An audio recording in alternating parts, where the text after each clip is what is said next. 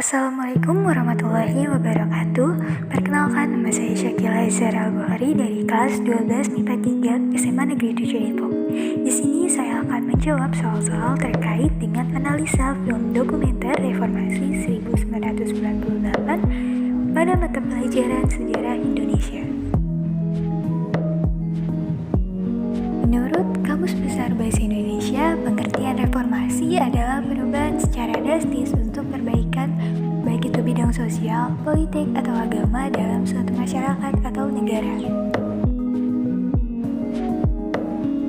Latar belakang lahirnya reformasi ditandai dengan krisis ekonomi dan politik pada akhir kekuasaan Orde Baru yang terjadi karena maraknya praktik korupsi, kolusi, dan nepotisme atau biasa disebut KKN dan banyaknya beban utang negara yang tidak sanggup dibayar.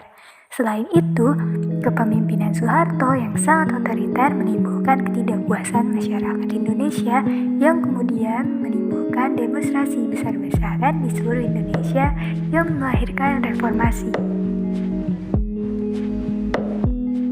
Puncak gerakan mahasiswa 1998 adalah ketika kurang lebih 15.000 mahasiswa menduduki gedung DPR MPR dan menuntut pengunduran diri Presiden Soeharto. Presiden Soeharto pun semakin terdesak akibat aksi demonstrasi besar-besaran yang dilakukan mahasiswa. Pada akhirnya, tanggal 21 Mei 1998 pukul 9 waktu Indonesia bagian Barat, reformasi akhirnya terwujud. Setelah 32 tahun menjabat, akhirnya Soeharto secara resmi menyatakan berhenti menjabat sebagai Presiden Indonesia di Istana Merdeka. Sesuai ketentuan UUD 1945, wakil presiden yang waktu itu menjabat, yaitu B.J. Habibie, otomatis menggantikan jabatan Soeharto. Ada 6 hal yang dituntut oleh gerakan reformasi tahun 1998, yaitu 1. Adili Soeharto dan para pengikutnya. 2. Amandemen UUD 1945. 3. Otonomi daerah seluas-luasnya. 4. Tegakkan supremasi hukum, hak asasi manusia, dan juga demokrasi. 5. Berantas KKN. 6. Turunkan Soeharto dari kursi pemerintahan. Dan 7. Hapuskan dui fungsi ABRI.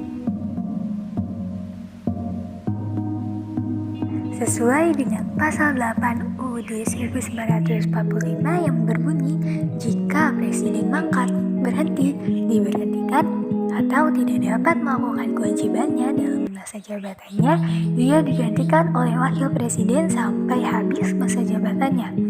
Ketika Soeharto menyerahkan kekuasaan kepresidenan, maka wakil presiden B.J. Habibie yang akan melanjutkan sisa waktu jabatan presiden mandataris MPR 1998 sampai 2003.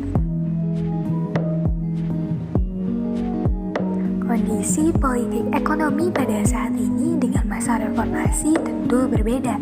Terlebih lagi, kondisi ekonomi Indonesia saat ini jauh lebih baik dan semakin membaik karena adanya rancangan kebijakan dari pemerintah. Sebagai pemuda yang menjadi agen perubahan, kita harus mempunyai gaya pikir yang kritis. Pemuda diharuskan untuk bisa mengerahkan seluruh pikiran dan potensi sumber daya yang dimiliki setiap masyarakat di seluruh bangsa agar kita tetap bisa bertahan ketika terjadi kondisi politik ekonomi yang tidak baik seperti pada tahun 1998. Kita juga dapat berkontribusi atau ikut serta untuk berupaya memberikan perubahan yang tentunya dapat membuat semuanya menjadi lebih baik lagi. Realisasi dari tuntutan mahasiswa 1998 tidak sepenuhnya tercapai. Berikut saya ambil 2 contohnya, yaitu pertama, supremasi hukum. Kenyataannya, hukum masih berpihak pada orang-orang yang berkuasa dan orang-orang yang punya uang.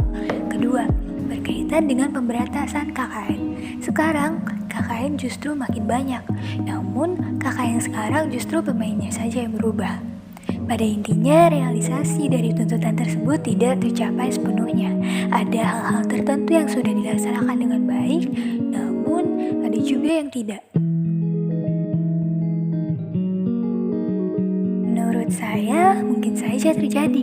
Contohnya yang terjadi pada tahun lalu, gelombang aksi terjadi di sejumlah daerah di Jawa Barat. Mereka turun ke jalan dengan membawa tuntutan tentang adanya tindakan inkonstitusional tentang pembahasan satu periode presiden. Karena dari skema politik yang terjadi saat ini, yaitu adanya wacana jabatan presiden 3 periode dan penundaan pemilu 2024. Dari yang sudah dijelaskan pada nomor 9, hal tersebut membuktikan bahwa kejadian demonstrasi tuntutan mahasiswa mungkin bisa terjadi kembali kapan saja, baik itu saat ini ataupun di masa yang akan datang. Karena pada umumnya, tujuan demonstrasi tuntutan mahasiswa tiada lain adalah untuk menyuarakan ketidakjelasan kebijakan pemerintah terhadap suatu permasalahan yang muncul sewaktu-waktu. Sekian, terima kasih. Wassalamualaikum warahmatullahi wabarakatuh.